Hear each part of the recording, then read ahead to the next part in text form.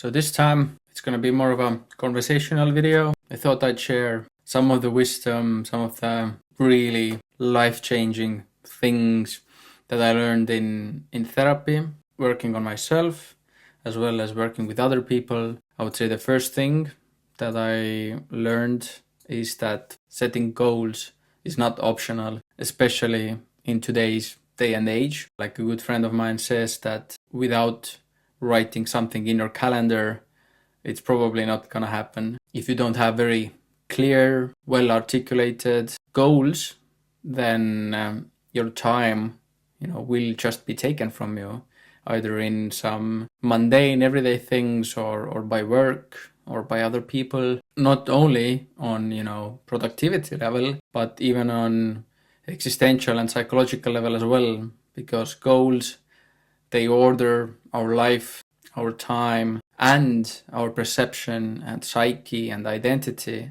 And both long-term and short-term goals are fundamental to not only our functioning, but also our well-being, our everyday state of being, state of mind, and wellness. Secondly, no one is an island. Happiness is only real when shared, and meaning is interpersonal. Even on the intrapersonal, our inner level, even there we aren't singular. Even there we comprise of sub-personalities, of different drives that we need to bring into coherence. And even if you don't go into psychology, we still comprise of our past selves, our current self, and our future selves. So we must treat ourselves as if we are a community. That all reflects in our outer relationships with others, with our environment and space. Even most of our thinking happens in the dialogue. Our relationships reflect our inner dialogue. The earliest ones, our mother and father relationships, our first friends, these direct us our whole lives. So much so that we have internalized their voices, meaning also that we can mess ourselves or others up really bad for a long time through bad relationships. Think, for example, the effect betrayal or lies or toxicity or narcissism has had on you or maybe some close friends. So we must really learn to build integral relationships and learn to see ourselves and the world holistically. There's this matrix, intertwined relationships. All of us affect everyone else. So that's, I would say, the second most important thing to understand, that even though we are in a Western, very individualized culture, so especially for us, it's important to remember that we aren't islands, we aren't isolated, we don't work in isolation, we can't even think in isolation unless we have been specifically trained, and then also usually in a very specific domain. So yeah, how to commune, how to form relationships, how to communicate, how to lead, how to bring balance, inside of ourselves, inside our relationships, in our projects, all of that relates to that really fundamental issue and the reality that we need to face and learn to live with. And well, at least if we want to not only function well, but also be happy and lead meaningful lives. Third, this is more closer to my, philosophy also, and maybe it's a little bit manlier approach. This is something that I really believe, and something that also is very good to know, very practical to know, which is that my sense of self and identity, is a construct. It has a past, it has been made up of certain parts, and it's also here in the now. Every moment it is being constructed and kept alive and put together. This you can really experience if you, in mystical and spiritual experiences as well, but if you've ever used psychedelics, this is the kind of easiest, fastest way to get the sense and experience of that our ego is an illusion that we build and carry with us every day. Now, why is it practical to know this? Is that since I am or is a construct, it means that it can also be deconstructed and reconstructed. We can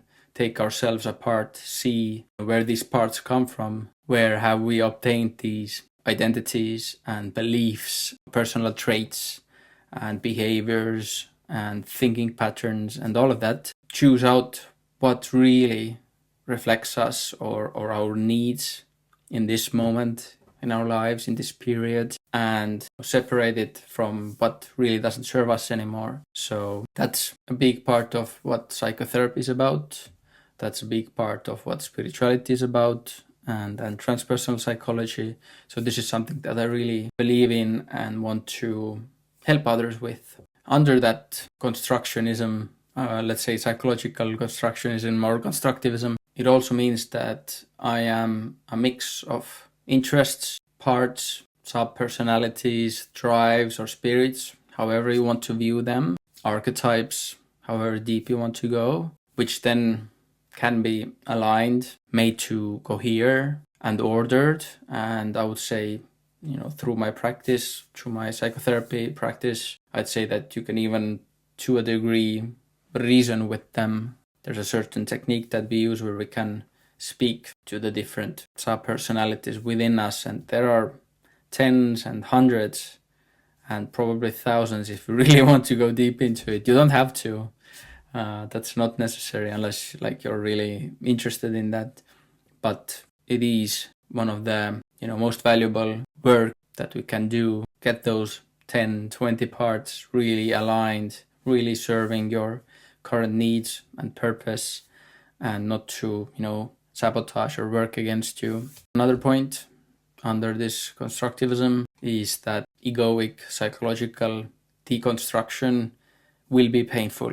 Yeah, you will want to avoid it. That's what like I said, we are every day, every moment in our lives, we are retelling these stories to ourselves, and our psyche is holding on to this complex, this construct. So it will try to avoid anything that is a danger to that wholeness, to that unity, to that construct. It might feel in those therapy sessions or psychedelic trips or spiritual emergencies, it will feel like you are dying. Yeah, that's the psychological experience. But there's hardly any work more rewarding in your life that you could do that will directly impact your every other aspect in your life experience. I encourage everyone to experience it, to make yourselves comfortable with deconstruction, because that's how we will really consciously begin to drive and lead our lives. Just kind of a side note under this point is that there are different aspects and different directions to this alignment that we can work towards, which form deeper, higher and wider levels of identity. So we can expand our identity, our ego, our sense of self in different directions, and then different people find different things more meaningful for them, as well as it changes throughout life. Usually, especially some time ago, these spiritual aspirations were usually reserved for our second part, our second half of our lives. Nothing is kind of written in stone. Yeah, there are personal differences, but overall, I just want to say that we can expand our identity a lot, and in different domains, whether it's more spiritual or psychological or more kind of communal or societal, and all of them give us more meaning, better connection, and more integrity and coherence in life. Another term you can look into is syntony.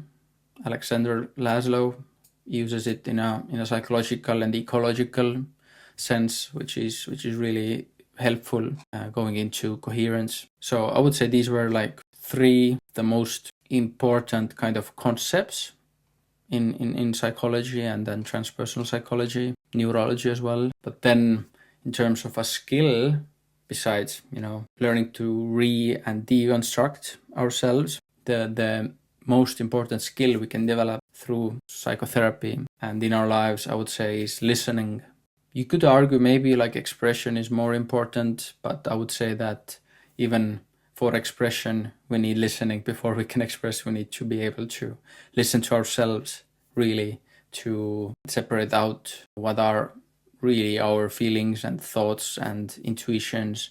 This discernment comes first. And of course, when you really learn to listen empathetically, when you learn to empathize with other people, that's insanely useful for every aspect in your life, for personal relationships and life, and to lead happy and fulfilled lives, but also in our projects, in leadership skills, in entrepreneurship, in business, to be able to really listen and discern and empathize with people. That's the skill that they pay you for. So learning to do that, how to do that, is actually a skill that you can practice. And I'd argue one of the most important skills to practice in a human life. And coming from that, when you learn to listen, there's one really important distinction to make between judgment and discernment.